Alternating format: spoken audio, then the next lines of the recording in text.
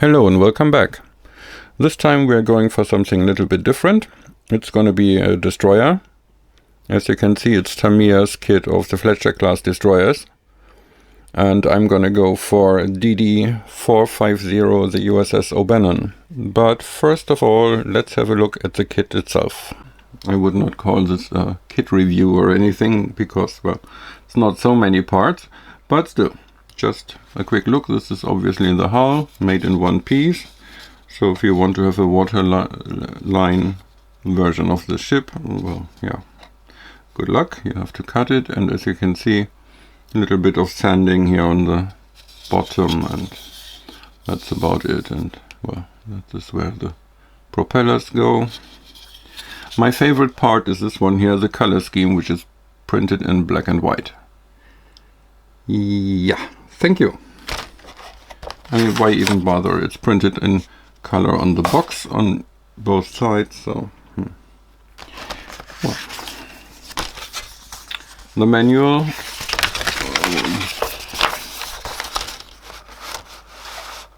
Tamiya manual as you would expect it. It is just one sheet of paper.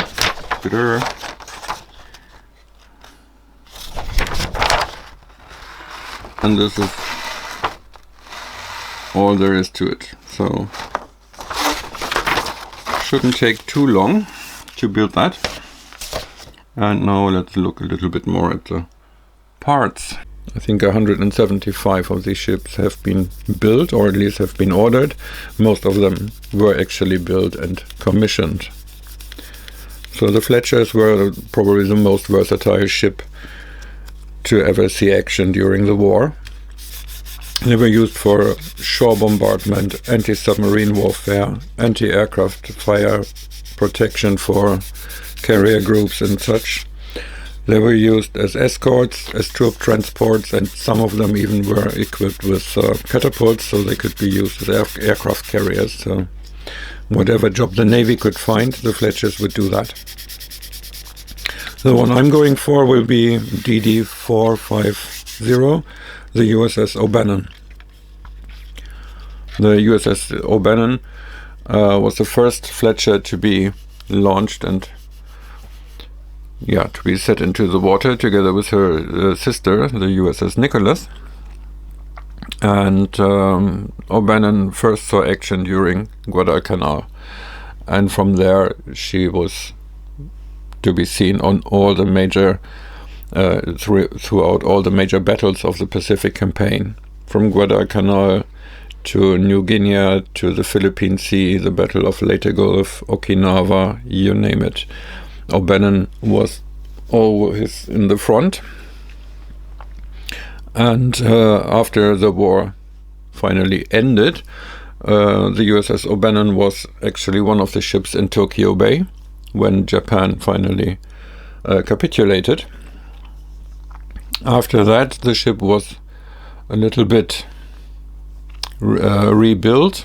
She was given the task of an escort destroyer after that, and she served during the wars in Korea and Vietnam. So finally her career ended in 1970. So you could say the US really got their money's worth out of the ship.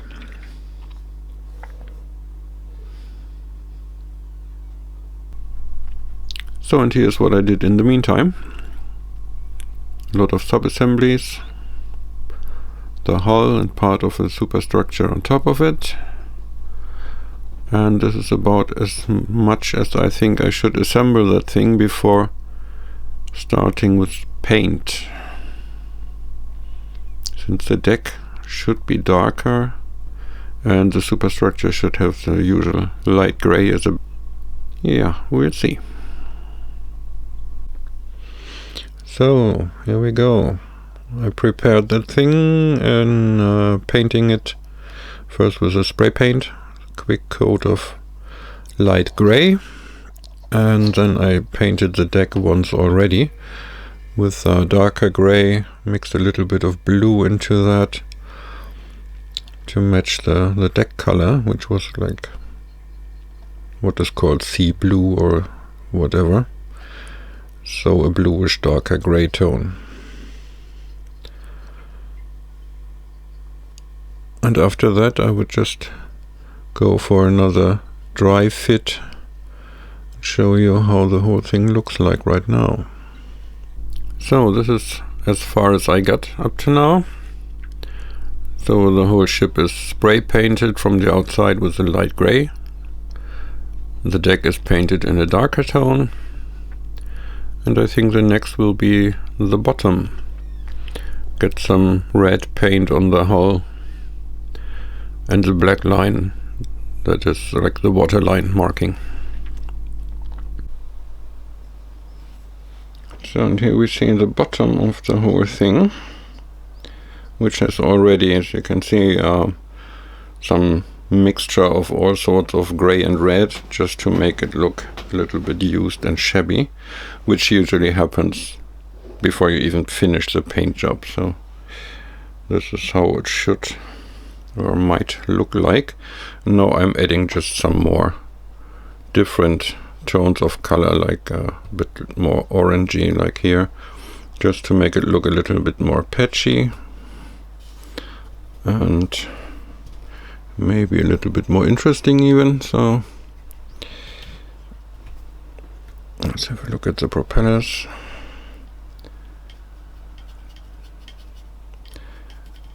Just go over it here and there and make a little bit more dirt and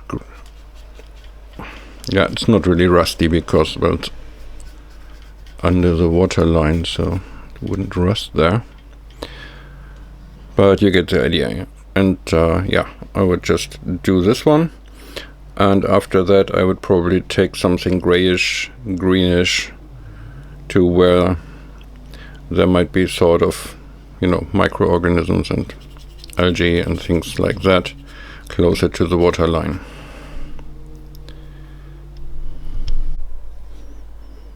And of course, if you think something is a bit too much, you can just take the red paint again and just go over it, stipple a little bit, just to get back on track. If you think there's somewhere too much of this green grime, no problem, just paint it over.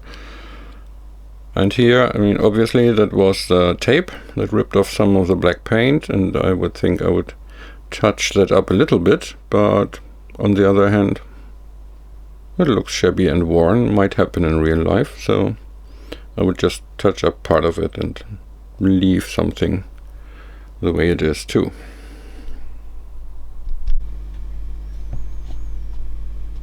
Now we have a gray ship. It has all the base coats, a little bit of dirt, and yeah, now one could say, okay, I want to leave it in gray, the standard navy paint, light gray or haze gray, and just add all the things that are missing right now, all the smaller parts, the davits, the guns, the searchlights, you know, all of that, and just call it a day or a ship.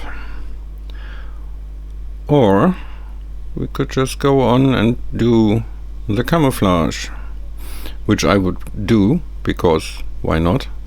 And I would not go and just mask off all the stuff and to use an airbrush or things like that. It's not what I like, and I would probably not make a good job out of it either, so I would just paint that by hand, since it is kind of a unique thing. You don't have to repeat that or repeat the quality of it or anything.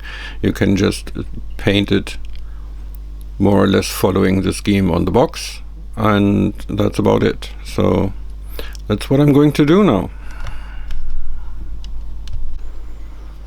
So let's see what we can do here.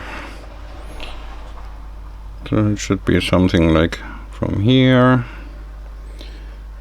and from the second gun another thin line from here,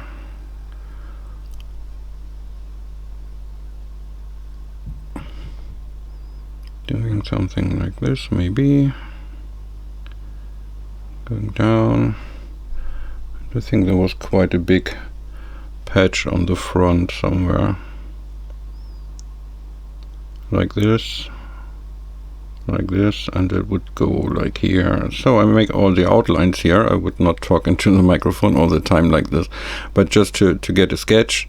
You could do that probably even with a little pen or something that you could just paint over, and then just fill it out with the first tone. Maybe I should make that a little bit more gray even. It is, once it is dry, it looks very blue. Maybe a little bit too bright.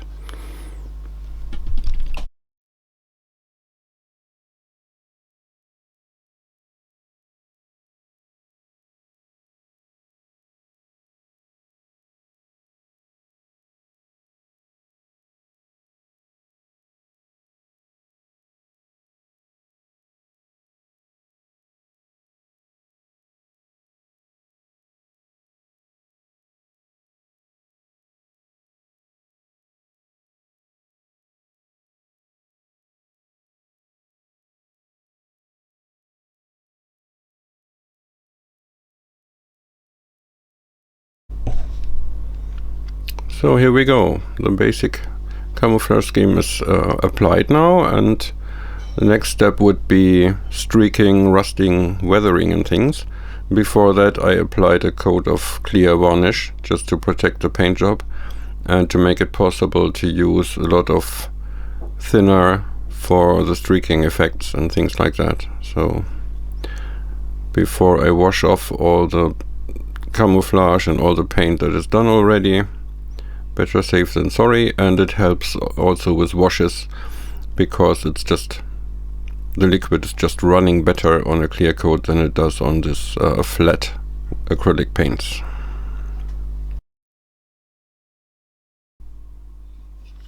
So for being in the thick of it for years and through 3 different wars, O'Bannon was kind of showered with medals, like 17 battle stars for the Second World War alone, and more to come for Korea and Vietnam. So she got really a lot of all those shiny things that look cool on your uniform, except for the Purple Heart. Nobody was actually ever wounded aboard the USS O'Bannon, so in that perspective she was a very lucky ship. But everything else you can imagine she was awarded. But the thing she is really famous for is something completely different, called the potato incident. So in case you never heard about that, one nice and sunny day, the O'Bannon came across a Japanese submarine on the surface. And the Japanese were not really paying any attention. So the commander of O'Bannon thought, okay, let's go for it. We just ram them. And in the last second, he changed his mind, thinking that that might be a mine layer, and if you would hit a submarine packed full with mines, that would just blow both ships out of the water.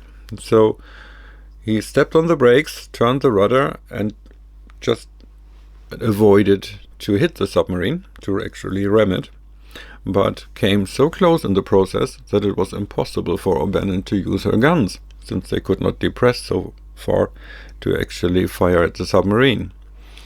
At that point, of course, the Japanese finally woke up and started scrambling for their own guns, this 3-inch gun that submarines usually were equipped with. So the American sailors in turn thought, oh, we have to do something. The Japanese are running for their guns. We can't shoot back. And they couldn't find anything actually to use to shoot at the Japanese. The only thing that they came across was a bucket full of potatoes. And legend has it that some of the sailors actually peppered the Japanese with potatoes just to distract them, so O'Bannon would win a few seconds to open the distance, so that she could actually use her guns. And yeah, legend has it that they were throwing so many potatoes at the Japanese that the Japanese sailors in turn were actually confused, thought that should be hand grenades or something, and they tried to pick up potatoes, throw them back and whatnot. So until it was too late. So O'Bannon managed to pull back and finally brought her guns to bear and actually sunk the submarine. But despite all the presidential commendations, the battle stars and all these things, well, she is famous for potatoes.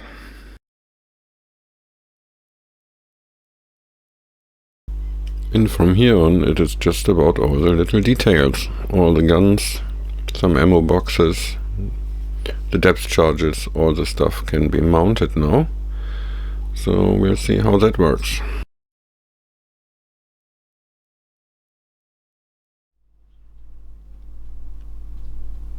So this would be it for the Fletcher.